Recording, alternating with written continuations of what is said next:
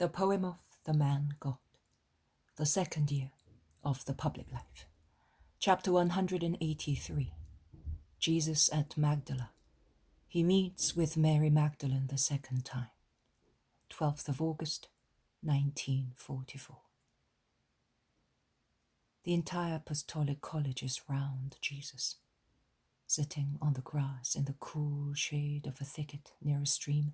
They are all eating bread and cheese and drinking the cool, clear water from the stream.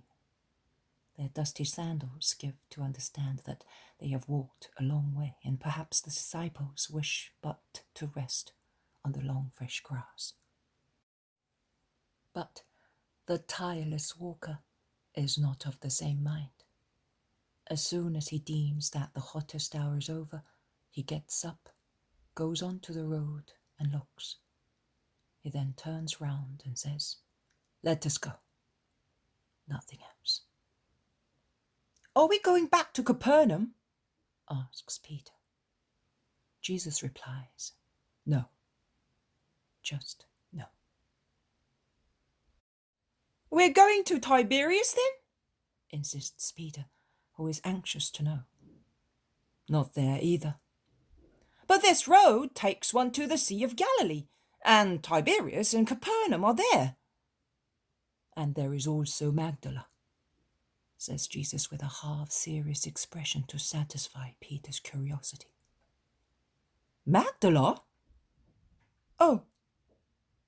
Peter is somewhat scandalized, which makes me think that the town is ill-famed. "Yes, to Magdala. Do you consider yourself too honest to enter that town?"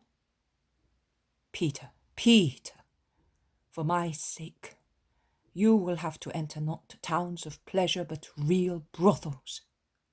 Christ did not come to save those who are already saved, but those who are lost. And you shall be called Peter, or Rock, not Simon, for that purpose. Are you afraid of becoming contaminated? No, not even this one. See? And he points at the very young John, will suffer any harm, because he does not want, as you do not want, as your brother and John's brother do not want, as none of you, for the time being, wants. As long as one does not want, no harm is done. But one must not want resolutely and perseveringly. You will obtain willpower and perseverance from the Father by praying with sincere intentions. Not all of you will be able to pray thus in future. What are you saying, Judas? Do not be too self-confident. I, who am the Christ, constantly pray to have strength against Satan. Are you better than I am? Pride is the opening through which Satan penetrates. Be vigilant and humble, Judas. Matthew, since you are familiar with this place, tell me, is it better to go to the town this way, or is there another road? It depends, Master. If you want to go to the area of Magdala where fishermen and poor people live, this is the road. But I do not think this is the case. But I am telling you to give you a complete answer. If you want to go where the rich people are, then in about 100 yards, you have to leave this road and take another one, because their houses are approximately in this direction, and it is necessary to go back. We will go back, because I want to go to the residential area of the wealthy people. What did you say, Judas? Nothing, Master. It is the second time you ask me in a very short time, but I have never spoken. Not with your lips, no. But you have spoken, grumbling in your heart. You have grumbled with your guest, your heart. It is not necessary to have an interlocutor in order to speak. We say many words to ourselves, but we must not moan or calumniate, not even with our own ego. The group proceed in silence. The main road becomes a town street, paved with 1 handbreadth wide square stones. The houses are more and more splendid and magnificent, surrounded by luxuriant flourishing gardens and orchards. I'm under the impression that the elegant Magdala was for the Palestinians a kind of place of pleasure, like some towns around our lakes in Lombardy. Stresa, Cardone, Palanza, Bellagio, and so on. Among the rich Palestinians there are many Romans, who must have come from other places such as Tiberias or Caesarea, possibly officials of the governor or merchants who export to Rome the most beautiful products of the Palestinian colony. Jesus proceeds, sure of himself, as if he knew where to go. He follows the contour of the lake, which reflects the houses and gardens built on its limits. A loud noise of crying people can be heard from a sumptuous house. It is the voices of women and children. The shrill voice of a woman shouts, "My son! My son!" Jesus turns round and looks at his disciples. Judas steps forward. "No, not you," orders Jesus. "You, Matthew, go and find out." Matthew goes and comes back. "A brawl, master. A man is dying, a Jew. The man who wounded him, a Roman, has run away. His wife, mother, and children have rushed to help him, but he's dying. Let us go." "Master, master, it happened in the house of a woman who is not his wife." "Let us go." Through the wide open door, they enter a large hall, which opens onto a lovely garden. The house seems to be divided by this kind of covered peristyle, which is full of pots with green plants, statues, and inlaid articles. It is a mixture of a hall and greenhouse. In a room, the door of which opens onto the hall, there are some women weeping. Jesus goes in confidently, but he does not pronounce his usual greeting.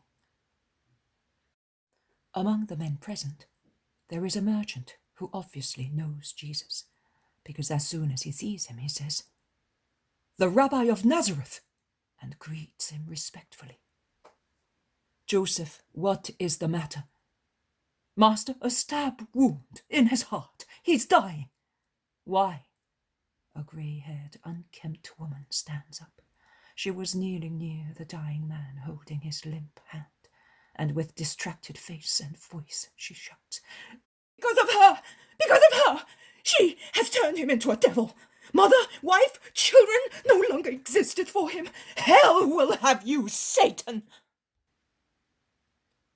Jesus looks up and his eyes follow the trembling, accusing hand, and in a corner, against the dark red wall, he sees Mary of Magdala, more immodest than ever, wearing, I would say, nothing on half of her body, because she is half naked from the waist upwards, draped in a kind of hexagonal net, decorated with little round objects, which look like tiny pearls. But as she is in a half light, I cannot see her well. Jesus lowers his eyes once again. Mary, lashed by his indifference, stands up, whereas before she seemed somewhat depressed, and strikes a defiant pose. "Woman," says Jesus to the mother, "do not curse. Tell me, why was your son in this house?" "I told you, because she infatuated him. She did." "Silence. So, he was in sin too, because he is an adulterer and an unworthy father of these innocent children. He therefore deserves his punishment. In this life and in the next one, there is no mercy for those who do not repent. But I feel sorry for your grief and for these innocent children. Is your house far? About 100 yards. Lift the man and take him there. It is not possible, master, says Joseph the merchant. He's breathing his last. Do as I tell you. They place a board under the body of the dying man, and the procession slowly moves out. They cross the street and go into a shady garden. The women go on, crying loudly. As soon as they enter the garden, Jesus addresses the mother. Can you forgive? If you forgive, God will forgive. We must be kind-hearted to obtain grace. He has sinned and will sin again. It would be better for him to die, because if he lives, he will fall into sin again, and he will have to answer also for his ingratitude to God who has saved him. But you and these innocent ones, and he points at the wife and children, would give yourselves up to despair. I have come to save, not to lose. Man, I tell you, stand up and be cured. The man begins to recover. He opens his eyes, sees his mother, wife, and children, and lowers his head shamefully. Son, son, says the mother, you were dead if he had not saved you. Come to your senses. Do not be infatuated for a... Jesus interrupts the old woman. Be quiet, woman. Have mercy, as mercy was granted to you. Your house has been sanctified by a miracle, which is always the evidence of God's presence. That is why I could not work it where there was sin. You, at least, must endeavour to keep it such, even if he will not. Take care of him now. It is fair that he should suffer a little. Be good, woman. And you little ones, goodbye. Jesus has laid his hand on the heads of the two women and of the children. He then goes out, passing in front of the Magdalene, who followed the procession as far as the entrance of the house, where she remained leaning against a tree. Jesus slackens his pace, as if he were waiting for his disciples, but I think he does so to give Mary a chance of making a gesture. But she does not. The disciples reach Jesus, and Peter cannot help muttering between his teeth an epithet appropriate to Mary, who, wishing to strike an attitude, bursts into a laugh of a weak triumph. But Jesus heard Peter's word and addresses him severely. Peter, I do not insult. Do not insult. Pray for sinners. Nothing else. Mary stops her trilling laughter, lowers her head and runs away like a gazelle towards her house.